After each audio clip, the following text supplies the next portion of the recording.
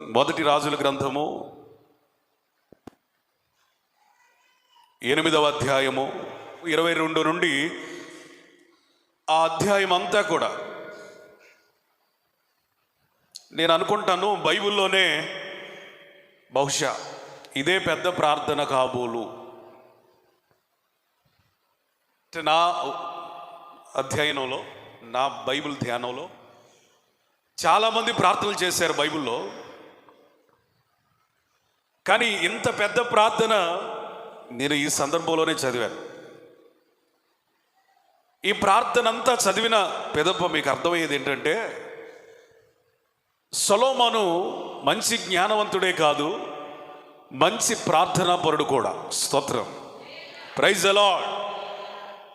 ఎందుకు మంచి ప్రార్థనా పరుడు అంటే, ఇంత బారు ప్రార్థన చేశాడు కాబట్టి కాదు, కానీ పెద్ద ప్రార్థనే కాదు, ప్రభావముతో కూడిన ప్రార్థన. ఎలా చెప్పొచ్చు అంటే, ఆయన ప్రార్థన చేసినప్పుడట యాజకులు సైతం నిలవలేనంత దేవుని మహిమ ఆ మందిరంలోనికి దిగి వచ్చిందట. చేతులెత్తి స్తోత్రం చెప్పండి, ప్రైజ్ ది లార్డ్. ఎందుకు ఆయన మంచి ప్రార్థనా పరుడు అని చెప్పొచ్చు, ఆయన ప్రార్థనలో ప్రభావం ఉందని ఎలా చెప్పగలమయ్యా అంటే, ఆయన ప్రార్థన ప్రభావముతో దిగి వచ్చింది, మహిమతో దిగి వచ్చాడు దేవుడు ఆయన ప్రార్థన విని. ఎంత మహిమ అంటే, ఎప్పుడూ కూడా దైవ సన్నిధిలో నిలిచే యాజకులు సైతం కూడా తాళుకోలేనంత మహిమ. నేను చెప్పాలనుకుంటున్న మాటలు ఏంటంటే, దావీదు దేవునికి ఒక మంచి ప్రార్థనా మందిరం కట్టాలని ఆశపడ్డాడు. చాలా జాగ్రత్తగా వినాలి. దావీదు చాలా గొప్పవాడు, మంచి ప్రార్థనాపరుడు, దేవుని కొరకు తన జీవితాన్ని ప్రతిష్ఠించిన వాడు. తన చిత్తము కాక దేవుని చిత్తమే తన జీవితంలో సిద్ధించాలని దేవుని హృదయానుసారుడని సాక్ష్యం పొందినవాడు. మచ్చుకైన అహంకారాన్ని ఎక్కడా ప్రదర్శించకుండా, దేవుడు తనను గుర్తించిన నాటి నుండి తుది శ్వాస విడిచే వరకు కూడా నమ్మకంగా, యథార్థంగా, దీన మనసుతో కొనసాగినవాడు, ప్రార్థనాపరుడు, మంచి ఆరాధకుడు, మంచి గీత రచయిత, ఇలా చెప్పుకుంటూ పోతే యుద్ధవీరుడు, ఎన్నో ఉన్నాయి. ఆయన చిరకాల వాంఛ ఏంటయ్యా అంటే, మందిరం కట్టాలి. అయ్యా నీ కొరకు నేను ఒక మందిరం కట్టాలి, నన్నింత దీవించావు కదా నీకు ఒక మందిరం కట్టాలి, నన్నింత ఆశీర్వదించావు కదా నీకు ఒక మందిరం కట్టాలి. నేనైతే మంచి ఇంటిలో ఉంటున్నాను, ఆ కృప నాకు ఇచ్చావు. నీకైతే సరైన మందిరం లేదు, తెరల మధ్యలో ఉంది నీ మందస్సం, బల సూచకమైన నీ మందస్సాన్ని నేను మందిరంలోనికి తీసుకుని వచ్చినట్లుగా నీ మందిరం గూర్చిన ఆశ నన్ను భక్షిస్తుందయ్యా, నీ కొరకు మందిరం కట్టాలని ఎన్నోసార్లు దైవజనుడైనటువంటి కీర్తనాకారుడైన దావీదు ప్రార్థన చేశాడు.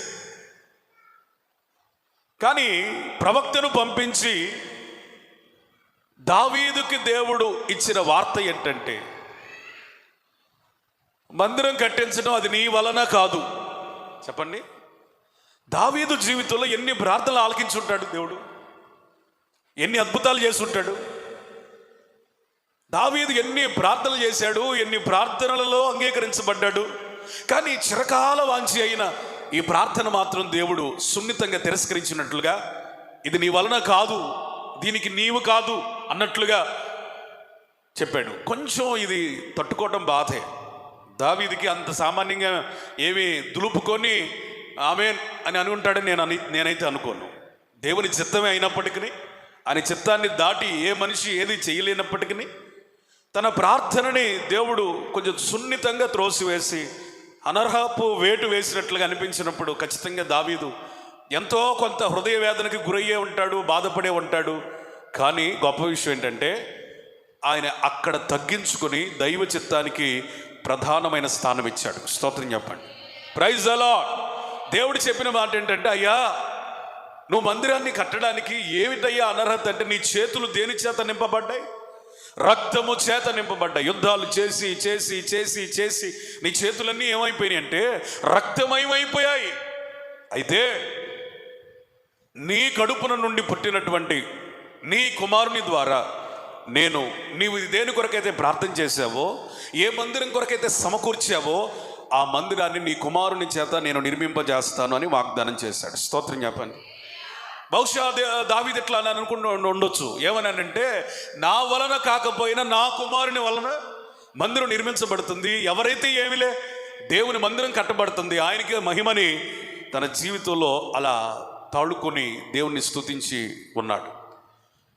ఈ రోజుల్లో కనుక సొలొమోను మందిరాన్ని కట్టాలంటే కొన్ని వందల కోట్ల రూపాయలు ఖర్చు. అది సాధారణమైన మందిరం కాదండి. అసలు వెండి అంట వాళ్ళ దృష్టికే రాలేదట. అంటే విలువ లేనట్టుగా ఘనహీనముగా కనపడింది. ఎక్కడ చూసిన బంగారం, ఎక్కడ చూసిన దేవదారు మ్రానులు, ఎక్కడ చూసిన విలువైన చెక్క, ఎక్కడ చూసిన నగిషీ పని. అంటే గొప్ప గొప్ప పనివారిని, పనిమంతులందరినీ పిలిపించుకొని ఆ మందిరాన్ని చాలా ఆశ్చర్యకరంగా దేవునికి మహిమకరంగా కట్టాడు. స్తోత్రం చెప్పండి. Praise the Lord. ఇంత మందిరం కట్టి కూడా సొలొమోను ప్రార్థనలో మోకాళ్ళు ఉన్నప్పుడు ఏమని ప్రార్థన చేస్తాడు? 27 నుంచి చదువు. నిశ్చయముగా దేవుడు ఈ లోకమందు నివాసము చేయడు, ఆకాశ మహాకాశములు సహితము నిన్ను పట్టజాలవు. నేను కట్టించిన ఈ మందిరము ఎలాగు పట్టును? అయినను యెహోవా నా దేవా, నీ దాసుడనైన నా ప్రార్థనను విన్నపమును అంగీకరించి. చాలండి. నిశ్చయంగా ఈ దేవుడి లోకమందు నివాసము చెయ్యడు, ఆకాశ మహాకాశాలు సైతం నిన్ను పట్టజాలవు. నేను కట్టించిన ఈ మందిరము ఎలాగూ నిన్ను పడుతుందయ్యా. స్తోత్రం చెప్పండి. వాస్తవానికి అంత మందిరం కడితే సొలొమోను స్థానంలో ఇంకెవరైనా ఉంటే ఆ మందిరాన్ని రకరకాలుగా మహిమపరిచేవారు. కానీ సొలొమోను ఎంత గొప్ప ప్రార్థన చేస్తున్నాడు చూడండి. అంత మందిరం కట్టించి కూడా మందిరాన్ని మహిమపరచడం లేదు. స్తోత్రం చెప్పండి. మందిరాన్ని ఘనపరచడం లేదు. హల్లెలూయా. ఇంకా చెప్పాలంటే మందిరాన్ని తక్కువ చేసి మాట్లాడుతున్నాడు. అయ్యా, నువ్వు ఈ లోకములో జీవించే వ్యక్తివి కాదు, దేవునివి కాదు. ఆకాశ మహాకాశాలు నిన్ను పట్టుకోలేవు. ఆకాశమే మహాకాశాలే పట్టుకోలేకపోతే నిన్ను ఈ చిన్న మందిరం, నేను కట్టిన ఎల్పుడు కట్టిన మందిరం ఏ విధంగా పట్టజాలుతుంది అని తనను తాను తగ్గించుకున్నాడు. స్తోత్రం చెప్పండి. ఇశ్రాయేలీలు కూడా మందిరం గురించి అతిశయపడినప్పుడు యేసు ప్రభు కూడా ఇదే మాట అన్నాడు. మీరు మందిరాన్ని చూసి ఆశ్చర్యపోతున్నారు, గొప్పలు చెప్పుకుంటున్నారు, కానీ ఈ మందిరము కంటే గొప్పవాడు ఇక్కడ ఉన్నాడు. చేతులెత్తి స్తోత్రం చెప్పండి. Praise the lord. యేసు ప్రభు ఎవరు చెప్పండి? మందిరమును మించినవాడు. ఆయన మహిమ మందిరములో ఇమిడేది కాదట. ఆయన మహిమని మందిరంలో మనం కొంచెం సంపాదించుకోగలం, ఎక్కువ కాదు. ఎంత ఎంత ఎంత అంత గొప్ప దేవుడు ఆయన. స్తోత్రం చెప్పండి. ఇంత మందిరం కట్టి దేవుని మహిమలంతా పొందుకోవాలి అని అనుకుంటే అది కష్టం. దేవుని మందిరంలోనట మనం వచ్చాం కాబట్టి, ఆయన పేరట ప్రార్థిస్తున్నాం కాబట్టి ఆయన మనల్ని ఆశీర్వదిస్తాడు. కానీ ఆయన మహామహిమ చూడాలంటే ఎప్పుడు చూడగలుగుతాం? రెండవ రాకడలో మనమందరం కూడా ఆయనతో పాటు వెళ్ళినప్పుడు అప్పుడు ఆయన మహామహిమను కన్నులారా చూస్తాం. చప్పట్లు కూడా దేవునికి స్తోత్రం చెప్తాం. మంచిగా చెప్పు హల్లెలూయా. ఆయన అంటున్నాడు, అయ్యా, ఈ మందిరంలో నీ మహిమను నేను పట్టించే ప్రయత్నం అయితే నేను చేయలేను, కానీ అయితే దయచేసి నా ప్రార్థనను ఆలకించని ప్రార్థన చేయటం ప్రారంభిస్తున్నాడు. 29వ వచనం, నీ దాసుడనైన నేను చేయు ప్రార్థనను దయతో అంగీకరించినట్లు నా నామం అక్కడ ఉండునని ఏ స్థలమును గురించి నీవు సెలవిచ్చితో ఈ స్థలమైన ఈ మందిరము తట్టు, ఆ స్థలమైన ఈ మందిరము తట్టు నీ నేత్రములు రేయింబగులు తెరవబడునుగాక. ఆమేన్ చెప్పండి. మంచిగా ఆమేన్ చెప్పండి. ఇక్కడ ఏమి ఉందట? ఎవరి నామం ఉందట? దేవుని నామము ఉన్న స్థలం మందిరం. మీరు గమనించండి, సొలొమోను ఎక్కడ మందిరాన్ని హెచ్చించలేదు, కానీ మందిరమును ఆధారం చేసుకుని దేవుడు ఏమై ఉన్నాడో ఆ దేవుడిని హెచ్చించాడు. స్తోత్రం. Praise the Lord. మన దేవుడు మందిరమును మించిన గొప్ప దేవుడు అని మనం గుర్తుపెట్టుకోవాలి. మనం ఆరాధించడానికి నిర్మించుకున్న ఈ మందిరంలో ఏ నామం ఉందట? దేవుని నామం. దేవుని నామం ఉంది అంటే అర్థం ఏంటి తెలుసా? మనుష్యుల నామాలన్నీ కూడా మరుగైపోవాలి. స్తోత్రం. హల్లెలూయా. మందిరం అనేది ఒక వ్యక్తి హెచ్చించబడడానికి వేదిక కాదు. మందిరం అనేది మనుష్యులు మహిమపరచబడడానికి స్థలము కాదు. మందిరం అనేది మన గురించి మనం గొప్పగా చెప్పుకునేటువంటి సన్నిధి కాదు. ఇది ఏంటయ్యా అంటే ఆయన నామము మహిమపరచవలసిన, ఆయన నామాన్ని మాత్రమే హెచ్చించవలసిన ఒక అద్భుతమైన దేవుని స్థలము. స్తోత్రం చెప్పండి. హల్లెలూయా. ఇక్కడ ఏముందట? ఆయన నామం, ఆయన నామం. ఇక్కడ ఉండే ప్రజలు కూడా ఎవరుంటారు తెలుసా? ఆయన నామము పెట్టబడిన ప్రజలు. ఇప్పుడు మందిరంలోకి వచ్చిన వాళ్ళందరి మీద ఎవరి పేరుంది? దేవుని పేరుంది. ఎందుకో తెలుసా? మందిరంలో ఎవరి పేరుంది? ఆయన పేరుంది. మందిరంలో ఎవరు అడుగు పెట్టినా వారి మీద దేవుని పేరు చెక్కబడుతుంది. స్తోత్రం చెప్పండి. హల్లెలూయా. అందుకే ఆయన అంటాడు, నా నామము పెట్టబడిన నా జనులు తమ్మును తాము తగ్గించుకొని ప్రార్థన చేస్తే తిరిగి నేను వారిని ఆశీర్వదిస్తాను, ఆ దేశంలో స్వస్థపరుస్తానని చెప్తా ఉన్నాడు. అంటే మందిరంలో ఏముంది చెప్పండి? ఆయన నామం. యేసయ్య చెప్పాడు, నా నామము పేరట మీరు ఏది అడిగినా మీకు అన్నీ ఇస్తాను. ఆయన నామం ఏంటో తెలుసా? సృష్టిని శాసించిన నామం. మనం ఏ ప్రార్థన చేసినా ముగింపులో ఏమంటాం? యేసు నామములో అడుగుచున్నాము తండ్రి, ఆమేన్. అంటే నువ్వు ఎంత పెద్ద ప్రార్థన చేసావు, ఎంత ప్రభావంతో చేసావు, ఎంత శక్తితో చేసావు అనేది కొంచెం అలా ప్రక్కన పెడితే, ఎవరి నామమును బట్టి ధైర్యంతో ప్రార్థన చేశావు అనేదే మన ప్రార్థనకి పునాది, ఆధారం.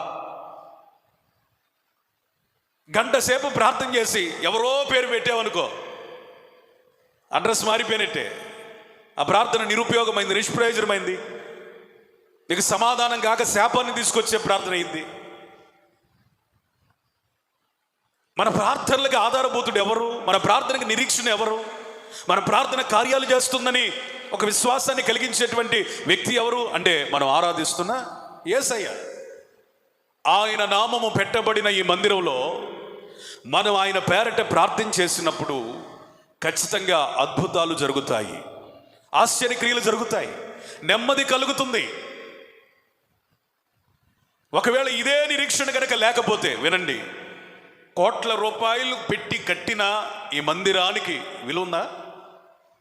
ఈ మందిరానికి విలువనిచ్చింది రాళ్ళో, రంగులో, ఫ్యాన్లో, టైల్సో, దీని ఆకారమో, బలిపీఠమో ఇదేది కాదు. ఈ మందిరాన్ని పరిపూర్ణం చేసింది ఏంటంటే కట్టబడిన ఈ మందిరంలో ఎవరి నామం ఉండాలి? స్తోత్రం చెప్పండి, చెప్పండి. హల్లెలూయా. ఒక పూరిపాక వేసి అక్కడ యేసయ్యని ఆరాధించే వ్యక్తులుంటే, యేసు పేరట ప్రార్థించే వ్యక్తులుంటే, యేసు నామమును ప్రకటించే సమూహం ఉంటే ఖచ్చితంగా అక్కడ ఎవరుంటారు? ఖచ్చితంగా అది ఏమని చెప్పగలం? దేవుని మందిరం. స్తోత్రం. ఒక రోజున నేను విజయవాడలో వాక్యం ప్రకటించడానికి వెళ్తున్నాను. నేను వెళ్ళాల్సిన స్థలము దగ్గరికి వచ్చింది. అది ఆదివారం సాయంత్రం. ఒక రోడ్డు ఉంది. ఆ రోడ్డు పక్కన నిరుపేదల ఇళ్ళు ఉన్నాయి. ఆ ఇల్లు చూస్తే అర్థమైపోయింది. చిమ్మ చీకటండి. ఏదో కొద్దిగా గుడ్డి దీపం వెలుగులో ఒక 30-40 మంది దాకా కూర్చున్నారు రోడ్డు మీద. రోడ్డు ప్రక్కన వెళ్ళే వాళ్ళకి ఇబ్బంది లేకుండా రోడ్డు ప్రక్కన కూర్చున్నారు. ఒక మైకు లేదు, ఒక డ్రమ్ము కూడా లేదు. ఆ 30-40 మంది పాట పాడితే ఆరాధిస్తూ ఉంటే ఎంత శబ్దం వస్తుందో తెలుసా? నాకు అనిపించింది అక్కడే కూర్చోవాలని అనిపించింది. ఆ చీకటిలో ఆ ప్రజల మధ్య అక్కడ కొద్దిసేపు కూర్చుందామని అనిపించింది. కానీ నాకు ప్రసంగానికి సమయం అవుతుంది, అప్పటికే ఫోన్లు చేస్తున్నారు. ఆలస్యం చేయటం మంచిది కాదని నేను అక్కడ నించోని పరిస్థితి లేదు. కానీ నా మనసు అయితే ఆహా అని అనిపించింది. ఒక దైవజనుడికే నాకే అలా అనిపిస్తే చెప్పండి, ఆ చిమ్మ చీకటిలో జ్యోతిర్మయుడైన దేవుడు ఉన్నాడా లేడా? స్తోత్రం. ఆ 40 మంది మధ్యలో నజరేయుడైన దేవుడు దిగి వచ్చాడా లేదా? దిగి వచ్చాడు. ఆయన స్తుతి గీతాల మధ్యలో ఆరాధనకు యోగ్యుడైన దేవుడు ఉన్నాడా లేడా? స్తోత్రం చెప్పండి. ఏ మందిరం కట్టాం, ఎలా కట్టాం, ఎన్ని కోట్లు ఖర్చు పెట్టాం అనేది మంచిదే, దేవునికి మహిమే. అయితే అసలు విషయం ఏంటో తెలుసా? ఆ మందిరంలో దేవుని నామం ఉంది. దాన్ని బట్టి మనం అతిశయించాలి. స్తోత్రం చెప్పండి. Praise the Lord. ఏమి నామం అయ్యా? సృష్టిని శాసించగలిగిన నామం. ఏమి నామం అయ్యా? చనిపోయిన వారిని లేపిన నామం. ఏమి నామమయ్యా? రోగములను స్వస్థపరిచిన నామం. ఏమి నామమయ్యా? దీనులను ఆదరించిన నామం. ఆయన నామం అధికారము కలిగిన నామం. ఆయన నామం ఆదరణను కలిగించే నామం. ఆయన నామం ఆశీర్వదించగలిగిన నామం. ఇప్పుడు చెప్పండి, మనం ఇప్పుడు ఇక్కడ ఉన్నామంటే ఎవరి నామం ఉంది? స్తోత్రం చెప్పండి. దేవుని నామానికి ఉన్న శక్తి లేదా ఆ అధికారం మీకు అర్థం కావడం కోసం ఒక మాట చెప్తా. జగన్ గారు ఇక్కడికి రాలేదు, కానీ ఒక 10 లక్షల చెక్కు పంపించాడు ఆయన సంతకం పెట్టి పరిచర్కి వాడుకోమని. ఆయన రాలా. ఆయనకి సంబంధించిన అధికారులు ఇచ్చి పంపించారు. వాళ్ళు కూడా ఒక నిమిషం కూడా లేరు. టీ తాగండి అన్న లేరు, కాఫీ తాగన్న లేరు, అర్జెంటుగా వెళ్ళిపోవాలని కారు ఎక్కరు వెళ్ళిపోయారు. 10 లక్షల చెక్కు పెట్టారు చేతిలో. ఆ చెక్ మీద ఎవరి సైన్ ఉంది? ఆయన సంతకం ఉంది. ఇప్పుడు చెప్పండి, బ్యాంకుకి వెళ్తే జగన్ను తీసుకొని రా అంటారా? ఆయన లేకపోయినా పర్వాలేదండి, ఎందుకంటే ఆయన సంతకం ఉంది అని వాళ్ళు ఏం చేస్తారంటే 10 లక్షలు మన అకౌంట్లో జమ చేస్తారు. స్తోత్రం చెప్పండి. Praise the lord.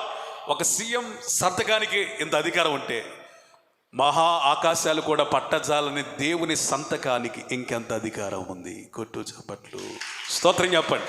హల్లెలూయా. నువ్వు ఎక్కడ ఉన్నావంటే నీ జీవితం మీద ఎవరి సంతకం ఉంది? ఎవరి పేరుంది? ఇప్పుడు ఆ పేరుంది కాబట్టి నువ్వు చెల్లుతావా చెల్లవా? ఖచ్చితంగా చెల్లుతావు. 29వ వచనము చివరి లైన్, నీ నేత్రములు రేయింబగలు తెరవబడి ఉండునుగాక. దేవుని నామమే కాదు, ఏముందట? ఆయన కన్నులు ఉన్నాయి. స్తోత్రం చెప్పండి. మీరు అనుకుంటున్నారు ఈ మందిరంలో ఎవరు చూస్తున్నారులే నా ప్రార్థన, నా కన్నీళ్ళు ఎవరికి తెలుసులే అని అనుకుంటున్నావు. నీకు ఆదరణ కలిగించేది, భయాన్ని కలిగించేది కూడా ఏంటి తెలుసా? ఆయన కన్నులు ఉన్నాయి. ఏమున్నాయి? వాక్యం ఎవరు బాగా వింటున్నారా అని చూస్తాడు లేదా? వాక్యం చెప్పేటప్పుడు అటు ఇటు చూసేవాళ్ళు ఎవరా అని కూడా చూస్తాడు. వాక్యం చెప్పేటప్పుడు నిద్రపోయేవాళ్ళు ఎవరా అని చూస్తాడు. వాక్యానికి సరిగా స్పందించే వాళ్ళు ఎవరా అని కూడా చూస్తాడు. ఎవరు కన్నీటితో ప్రార్థన చేస్తున్నారా అని చూస్తాడు. ఎవరు విశ్వాసంతో నా మందిరంలో కూర్చున్నారా అని చూస్తాడు. ఎవరు నామకార్థంగా అలక్ష్యంగా వచ్చారా అని చూస్తాడు. మొత్తానికి ఇక్కడ ఏముంది? దేవుని సీసీ కెమెరా ఉంది. స్తోత్రం చెప్పండి, స్తోత్రం చెప్పండి. మీరు ఎక్కడికన్నా షాపింగ్ మాల్స్లోకి వెళ్ళారనుకోండి, మీరు సీసీ కెమెరాల పర్యవేక్షణలో ఉన్నారు, ఒక నవ్వు నవ్వండి అని పెడతారు. ఆడి ఉద్దేశం ఏంటంటే మీరు దొంగతనం చేస్తారేమో చేయవాకండిరా, మిమ్మల్ని మీరు చేసే ప్రతి యాక్ట్, ప్రతి చర్య సీసీ కెమెరా చూస్తుంది, నవ్వు అని వాడు సున్నితంగా మనల్ని హెచ్చరించాడు అనమాట. ఇప్పుడు దేవుడు మనల్ని చూస్తున్నాడు కాబట్టి మనం కూడా ఏం చేయాలా? నవ్వుతూ ప్రభుని ఆరాధన చేయాలి. స్తోత్రం చెప్పండి. Praise the Lord. ఇప్పుడు అది చూడగానే ఒకవేళ దొంగతనం చేయడానికి వెళ్ళినోడు కూడా ఏమవుతాడు? అప్రమత్తం అయిపోతాడు. అరే నేను దొంగతనం చేయడానికి వచ్చాను, ఇక్కడే ఉంది సీసీ కెమెరా ఉంది, అమ్మో జాగ్రత్తగా ఉండాలి, వెళ్ళిపోవడం చాలా బెటర్ అని చెప్పేసి వెళ్ళిపోతాడు. లేకపోతే వాడు మనస్సు మార్చుకొని యథార్థంగా ఉంటాడు. అట్లాగే దేవుని కనుదృష్టి ఇక్కడ ఉంది కాబట్టి మనం ఎట్లా ఉండాలా చెప్పండి? మన మాటలు తక్కువగా ఉండాలి. స్తోత్రం చెప్పండి, స్తోత్రం చెప్పండి. మన ప్రవర్తన యథార్థంగా ఉండాలి. మనం దీనులమై ఉండాలి. ఆయన చూస్తున్నాడని భయముతో వణుకుతో ఉండాలి. యాకోబుకి దేవుడు తెలుసు కానీ దైవ భక్తి లేదు. దేవుడు తెలుసు కానీ దేవుని ఎడల భక్తి లేదు. దేవుడు అంటే భయమే లేదు. మొట్టమొదటిసారిగా భయం కలిగింది ఆయనకి.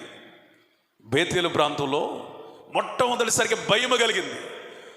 గాఢ నిద్రపోయేవాడు కూడా తుళ్ళిపడి లేచి, ఆహా ఇది ఎంత భయంకరము, ఇది దేవుని మందిరమే కానీ వేరొకటి కాదు అన్నాడు. స్తోత్రం చెప్పండి. హల్లెలూయా. ఆయన దర్శనము కనబడుతుంది. గొప్ప దేవుడు ఆ యొక్క నిచ్చెనకు పైగా ఉన్నాడు. ఆకాశంలో దేవదూతలు ఎక్కుతున్నారు, దిగుతున్నారు, ఎక్కుతున్నారు, దిగుతున్నారు. ఆయనకి ఏం కలిగింది? నిశ్చయముగా ఇక్కడ దేవుడు ఉన్నాడని ఒక రెవల్యూషన్, ప్రత్యక్షత కలిగింది. స్తోత్రం చెప్పండి.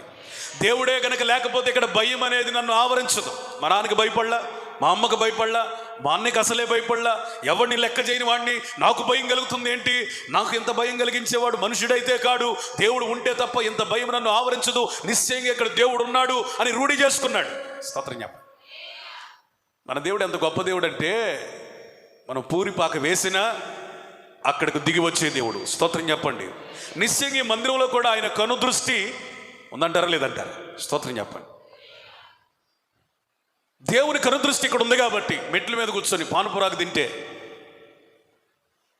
శాపం వచ్చిందా, ఆశీర్వాదం వచ్చిందా? దేవుడు ఇక్కడ ఉన్నాడు కాబట్టి ఈ మందిర ఆవరణలు, ఈ స్థలంలో సిగరెట్ పెట్టెలు ఉన్నాయి అనుకోండి, అది ఎవరు పెట్టో మనకు తెలీదు. తాగి పడేసినోడు ఆ సమయము డేటు మొత్తం దేవునికి తెలుసలేదా? అందుకని నేనేమంటానంటే, ఇక్కడ దేవుడు సంచరిస్తున్నాడన్న భయము మన గమనంలో ఉండాలి. ఈ మందిరంలో దేవుని సంచారం ఉంది, ఈ స్థలంలో దేవుని సంచారం ఉంది, ఇది దేవుని సొత్తు, మనది కాదు అని పురుషులు, యవనస్తులు అందరూ ఎట్లా ఉండాలి? భయమును వణుకును కలిగి ఉండాలి. ఎవరు దీనులై వణుకుతారో వారిని చూసిన దేవుడు నిశ్చయంగా ఆశీర్వదిస్తాడు. స్తోత్రం. ఆయన కనుదృష్టి ఇక్కడ ఉంది కాబట్టి నీ ప్రార్థన చూస్తున్నాడు, నీ కన్నీరు చూస్తున్నాడు, నీ వేదన చూస్తున్నాడు, ఎలాంటి పరిస్థితుల్లో వచ్చావో చూస్తున్నాడు, నీ కుటుంబాన్ని చూస్తున్నాడు, నీ బలహీనతను చూస్తున్నాడు, సమస్తమును చూస్తున్నాడు. ఇక్కడ వచ్చేటప్పుడు ఏదోలో వచ్చాలే, ఖాళీ గుండి వచ్చానులే, రాకపోతే బాగోదు కాబట్టి వచ్చానులే అనుకోకూడదు. దేవుడు నన్ను చూస్తున్నాడు కాబట్టి ఖచ్చితంగా నన్ను ప్రభు ఆశీర్వదిస్తాడని నమ్మగలగాలి. 30వ వచనం, మరియు నీ దాసుడనైన నేను నీ జనులైన ఇశ్రాయేలీయులను ఈ స్థలము తట్టు తిరిగి ప్రార్థన చేయనప్పుడల్లా నీ నివాస స్థానమైన ఆకాశమందు విని మా ప్రార్థనను అంగీకరించుము. Praise the lord. ఇది దేవుని నామము కలిగిన మందిరం, దేవుని కన్నులు కలిగిన మందిరం, ప్రార్థనలు ఆలకించబడే మందిరం. స్తోత్రం. నీకేదైనా కష్టం వచ్చిందా, నష్టం వచ్చిందా, శ్రమ వచ్చిందా, అవమాన భారంతో కృంగిపోయావా, ఏం చేయాలో అర్థం కాని పరిస్థితిలోనికి వెళ్ళావా, ఆయన మందిరంలో నువ్వు ప్రార్థన చేస్తే ఆయనంట ఆకాశం మందు విని నీ కార్యములను సఫలపరుస్తాడు. ఆమేన్. స్తోత్రం. హల్లెలూయా. ఏమండి, నీకే కష్టం వచ్చినా ఒకటే మందు, ప్రార్థన. తన మీదకి 3 జనములు, 3 జాతులు పోరాడడానికి వస్తున్నప్పుడు యెహోషాపాతు దేవుని యొద్ద విచారణ చేయుటకు తన మనస్సును స్థిరపరచుకున్నాడు. ఆయన ప్రార్థనను విన్నాడు, ఆయన కన్నీటిని చూశాడు. 3 జాతులు వచ్చారు, వాళ్ళల్లో వాళ్ళే తన్నుకొని, వాళ్ళల్లో వాళ్ళే యుద్ధం చేసుకొని, ఒక్కడు కూడా మిగలకుండా అందరూ చనిపోయారు. ఇశ్రాయేలీయులకి ఏ హాని కలగలేదు. స్తోత్రం చెప్పండి. నువ్వు ప్రార్థన చేస్తే నీ మీదకి వస్తున్న శత్రువులు తామే యుద్ధము చేసుకొని నశించిపోతారు. నీకు, నీ కుటుంబానికి క్షేమము విస్తరిస్తుంది. ఆమేన్. హల్లెలూయా. ఈరోజు చాలా మంది రహస్యం తెలియక ప్రార్థన చేయటం మానేసి గొడవలు పెట్టుకుంటున్నారు, తగులు పెట్టుకుంటున్నారు, అసూయ పడుతున్నారు, పోరాడుతున్నారు. అందుకని యాకోబు పత్రికలో సెలవిస్తుంది, మీరు పోరాడతారు, గొడవలు పెట్టుకుంటారు, యుద్ధములు చేస్తారు, అసూయ పడతారు, కలహాలు పెట్టుకుంటారు, ద్వేషాలు పెట్టుకుంటారు, కోపాలు పెట్టుకుంటారు, అన్నీ చేస్తారు, కానీ ఒకటి చేయరు, ప్రార్థన చేయరు. ఇవన్నీ ఏమి చేసినా వర్కౌట్ అవ్వదు. ఒక ప్రార్థన చేయి, అదే శత్రువుకి గొప్ప యుద్ధం లాంటిది. ఒక్క ప్రార్థన చేయి. శత్రువుతో యుద్ధమో తగు కానీ ఏదైనా చేయాలంటే డైరెక్ట్గా మనం వెళ్ళిపోయి ఏదో చేస్తే మనం ఫెయిల్ అయిపోతాం, విఫలం అయిపోతాం, ఓడిపోతాం. కానీ మనం దేవుని సన్నిధిలో ప్రార్థన చేస్తే అది అపవాదితో పోరాడుతున్నట్టే. ప్రార్థనకున్న శక్తి ఏంటో చెప్పను, ఒక మాట చెప్పనా? యాకోబు ఒక్కడే ప్రార్థన చేస్తున్నాడు. ఇక్కడ ప్రార్థన 400 మందిని శక్తిహీనులుగా చేసింది. స్తోత్రం చెప్తారు. Praise the lord. 400 మందిని ఒకవేళ యాకోబు ఒక్కడే అయితే ఏమీ చేయలేడు, శవంగా మిగిలిపోయేవాడు. నా బలంతో, నా శక్తితో, నా తెలివితో నేను చేయలేను, కానీ దేవుని సన్నిధిలో ప్రార్థన ద్వారా చేయగలనని ప్రార్థనలో పోరాడాడు. ఇక్కడ ప్రార్థన చేస్తూ ఉంటే అక్కడ వారి హృదయాలు మారుతున్నాయి, వారి మనస్సులు మారుతున్నాయి, వాళ్ళు బలహీనులైపోతున్నారు. 400 మందిని తీసుకొచ్చి చంపడానికి వచ్చిన వాడు కన్నీళ్లు పెట్టుకొని, కనికరం కలిగి తమ్ముడిని హత్తుకొని ముద్దు పెట్టుకున్నాడట. చప్పట్లు కొడదామా? స్తోత్రం చెప్పండి. Praise the Lord. ఈరోజు నేనేమంటానంటే, నిన్ను ద్వేషించే వానికి కూడా నీ మీద ప్రేమ కలగాలంటే తిరిగి ద్వేషించడం కాదు, ప్రార్థన చేయి.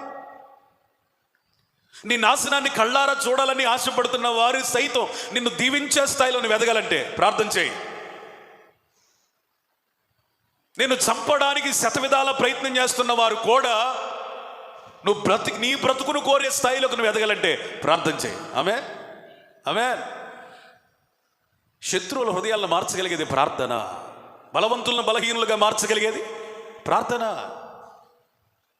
దేవుని చేతిలో రాజుల హృదయాలు నీటి ప్రవాహాల్లాగా ఉన్నాయట. అవి ఆయన చిత్తవృత్తి చొప్పున త్రిప్పగలుగుతాడట. స్తోత్రం చెప్పండి. దేవుని చేతిలో మనుషుల హృదయాలు టచ్ స్క్రీన్ లాగా ఉన్నాయి. ఆయన ఇలా అంటే మారిపోద్ది. స్తోత్రం చెప్పండి. ఇలా అంటే మారిపోద్ది. అయ్యా ఇడు కఠిన హృదయుడయ్యా, ఇడు మారడయ్యా అని అతని గురించి నువ్వు ప్రార్థన చేస్తే ఆ హృదయాన్ని దేవుడు ఇక్కడ ఏం చేస్తాడు? నీ ప్రార్థన ఇక్కడ చేస్తా ఉంటే ఆకాశంలో ఏం చేస్తాడు? ఆయన మార్చేస్తాడు. స్తోత్రం. మనుషుల హృదయాలను మమతలతో నింపగలిగిన గొప్ప దేవుడు. స్తోత్రం చెప్పండి. కఠినమైన హృదయాలలో కరుణను కారుణ్యాన్ని నింపగలిగిన కరుణామయుడు యేసయ్య. నువ్వు అది నమ్మాలి. అంతేగాని మనుషులతో మనం పోరాడితే జయించగలిగేది ఏది లేదు. మనం ఏమీ జయించలేము. అందుకని మనం ఏం చేయాలి తెలుసా? దేవుని ప్రార్థన ఆలకించే స్థలం కాబట్టి ప్రార్థన చేయాలి. ఇంకో మాట చూద్దాం. 30వ వచనం చివరి మాట, వినునప్పుడల్లా మమ్మను క్షమించుము. ఇక్కడ ప్రార్థనలు ఆలకించి అద్భుతాలు చేయటమే కాదట, క్షమాపణ ఉన్న స్థలం ఇది. స్తోత్ర, హల్లెలూయా. కొన్నిసార్లు మనం చేసిన పాపాలు తప్పిదాలు ఏ స్థితిలో ఉంటాయి అంటే, నరమాత్రుడు అన్నవాడు ఎవడు క్షమించడు దేవా, నీవైనా క్షమిస్తావా అన్న స్థితిలో ఉంటాయి.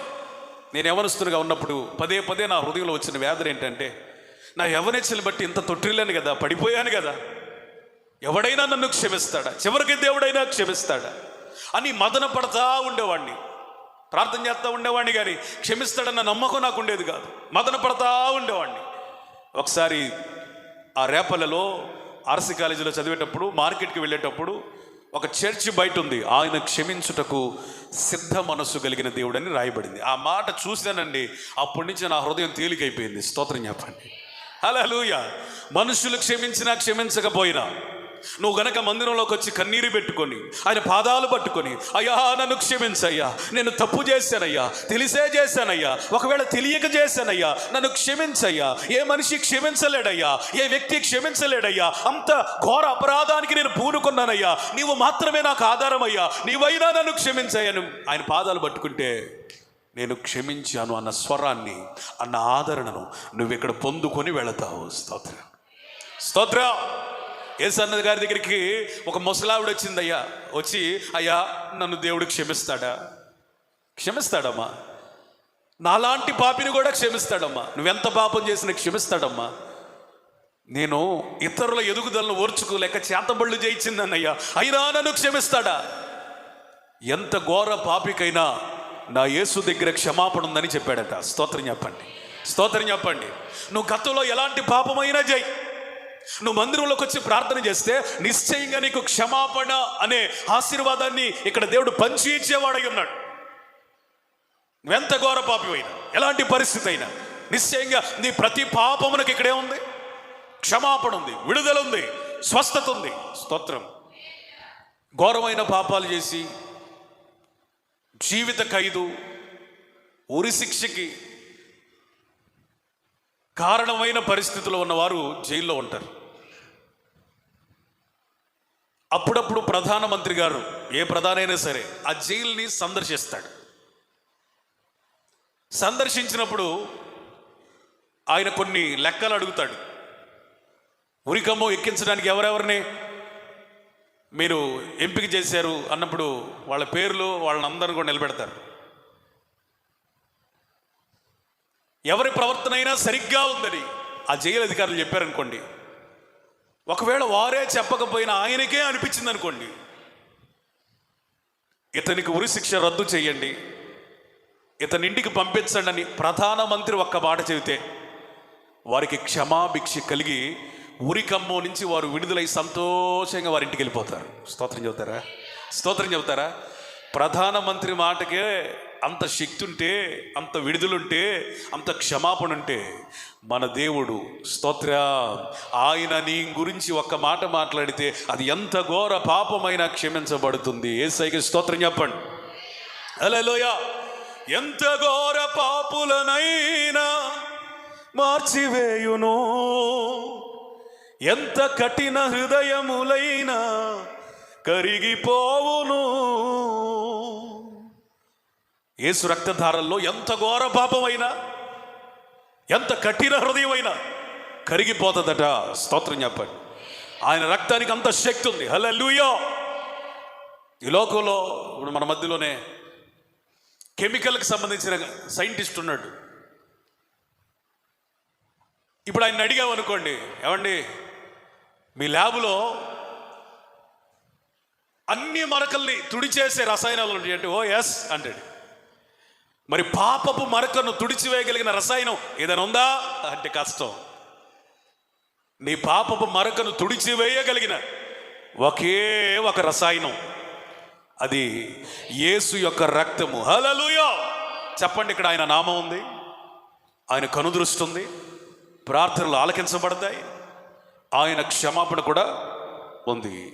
31వ వచనం, ఎవడైనా తన పొరుగువానికి అన్యాయము చేయగా అతని చేత ప్రమాణం చేయించుటకు అతని మీద ఒట్టు పెట్టిన ఎడల అతడు ఈ మందిరమందున్న నీ బలిపీఠం ఎదుట ఆ ఒట్టు పెట్టుకున్నప్పుడు నీవు ఆకాశం ముందు విని దాసులకు న్యాయము తీర్చి హాని చేసిన వాని తల మీదకు శిక్ష రప్పించి నీతి పరుని నీతి చొప్పున వానికి ఇచ్చి వారి నీతిని నిర్ధారణ చేయి. ఇక్కడ ఏం జరుగుతుంది? న్యాయము.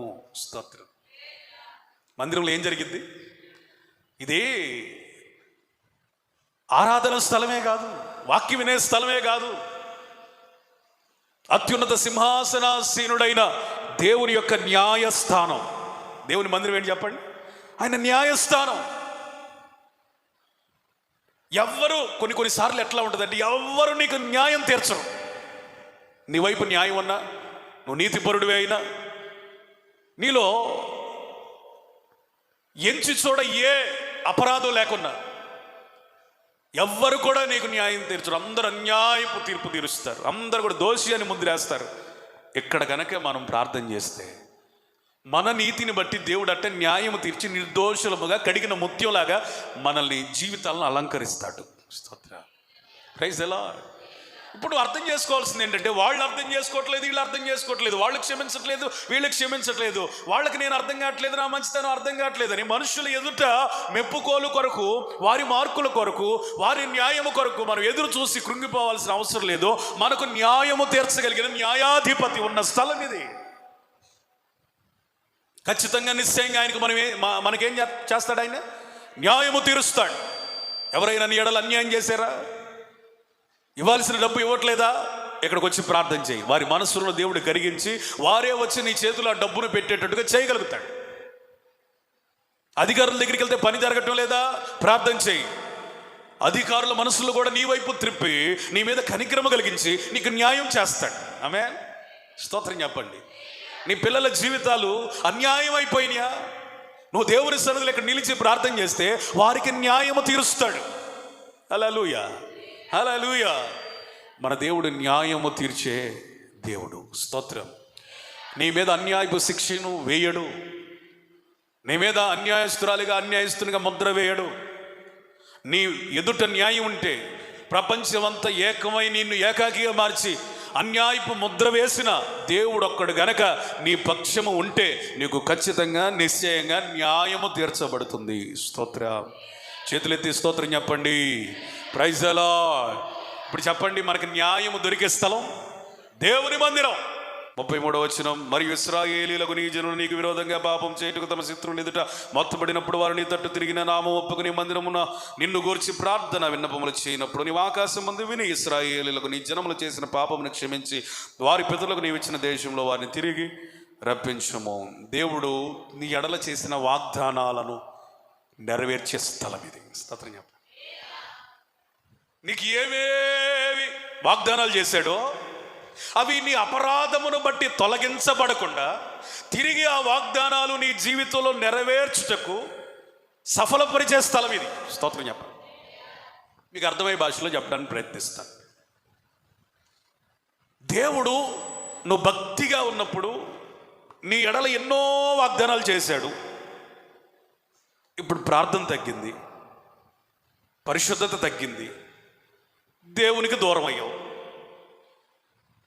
ఆత్మ సంబంధమైన చురుకు కలిగిన వ్యక్తి అయితే నీకేమని అనిపిస్తుంది అంటే, ఇన్ని వాగ్దానాలు చేశాడు కదా దేవుడు, మరి నా జీవితం ఏమో సరిగ్గా లేదు కదా, మరి ఈ వాగ్దానాలన్నీ వ్యర్థమేనా అనే ప్రశ్న సగటు క్రైస్తవుడికి ఖచ్చితంగా కలిగింది.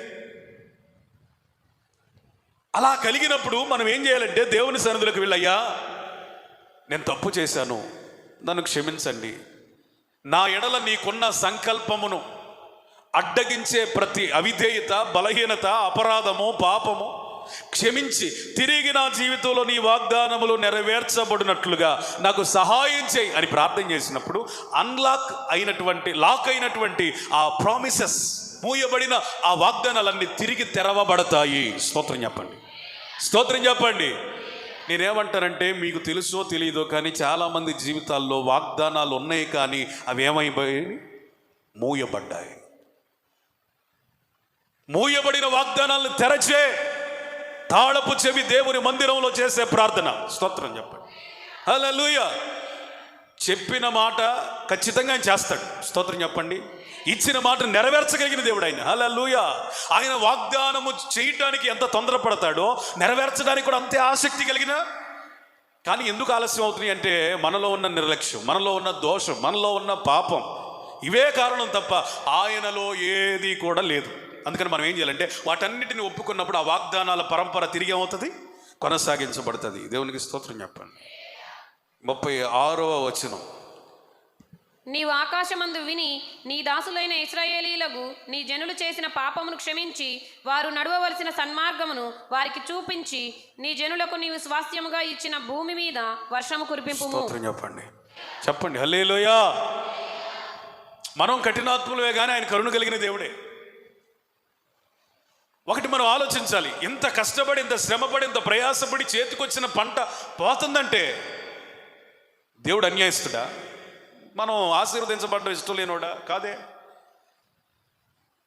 పండిన పంట మీద వర్షం పట్టడం అంటే ఆ శాపానికి దేవుడు బాధ్యుడు కాదు, కానీ ఎక్కడో మనలోనే ఏదో లోపం, ఏదో పాపం, ఏదో శాపం, క్షమించబడవలసిన అవసరత ఉంది. మనం యథార్థ హృదయంతో మన పాపాలను మనం ఒప్పుకొని ప్రార్థన చేస్తున్నట్ట సమయోచితమైన వర్షాలు ఇస్తాడు. స్తోత్రం. అతివృష్టి ఉండదు, అనావృష్టి ఉండదు. అతివృష్టి అంటే వర్షాలు ఎక్కువ పట్టడం, అనావృష్టి అంటే అసలు పడకపోవటం. ఈ రెండూ ఉండకుండా తగుపాళ్లల్లో వర్షాన్ని కురిపించి ఆ పంటను ఆశీర్వాదకరంగా చేర్చి దేవుడు ఏం చేస్తాడు? స్తోత్రం చెప్పండి, ఆశీర్వాదకరంగా మారుస్తాడు. కాబట్టి మనం ఏం చేయాలి? ఇక్కడ ప్రార్థన చేస్తే మనకి వర్షాన్ని ఇచ్చే దేవునికి మనం ప్రార్థన చేయాలి. స్తోత్రం. 37వ వచనం. దేశమందు క్షామము గాని, తెగులు గాని, గాడ్పు గాని, దెబ్బ గాని, చిత్తపట్టుడు గాని, మిడతలు గాని, చీడ పురుగు గాని కలిగిన వారి శత్రువు దేశపు పట్టణంలో వారిని ముట్టడి వేసినను, ఏ తెగులు గాని వ్యాధి గాని కలిగినను ఇశ్రాయేలీలకు నీ జనులలో ప్రతి మనిషి తన మనోవ్యాధిని తెలుసుకున్నాను కదా. ఒక్కడైనను జనులందరైనను ఈ మందిరం తట్టు తమ చేతులు చాపి ప్రార్థన విన్నపములు చేసినట్ల ప్రతి మనిషి యొక్క హృదయము నీ వెరుదువు గనుక నీవు ఆకాశముని నివాస స్థలమందు విని క్షమించి దయచేసి ఎవరి ప్రవర్తన బట్టి వారికి ప్రతిఫలం ఇచ్చి మా పితరులకు నీవు దయచేసిన దేశం మందు జనులు బ్రతుకు దినములన్నిట వారు నీ యందు భయభక్తులు కలిగినట్లు చేయము. స్తోత్రం చెప్పండి. మన హృదయ వేదన తెలిసిన దేవుడు అంటే ఈ సన్నిధిలో ప్రార్థన చేస్తే తిరిగి మన భక్తిని సరిచేసి ఆయన యందు భయభక్తులు కలిగి ఉండటం నేర్పిస్తాడట. స్తోత్రం చెప్పండి. దేవుని సన్నిధిలో భక్తి కోల్పోయిన మన జీవితాల్లో తిరిగి ప్రార్థన చేస్తే మన హృదయ వేదనను గమనించిన దేవుడు ఏం చేస్తాడు? తిరిగి భక్తినిస్తాడు. స్తోత్రం చెప్పండి. ఏమండి, ఇక్కడ ఏముంది? దేవుని నామం, దేవుని కనుదృష్టి, క్షమాపణ ఉంది. ఇంకేముంది చెప్పండి? ఆయన న్యాయం తీర్చే దేవుడు, మనకి సమయోచితంగా వర్షాలని కురిపించే దేవుడు.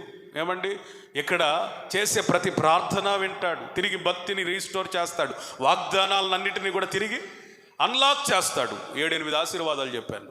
ఈ మాటలు మన వినికిడిలో దీవించును గాక.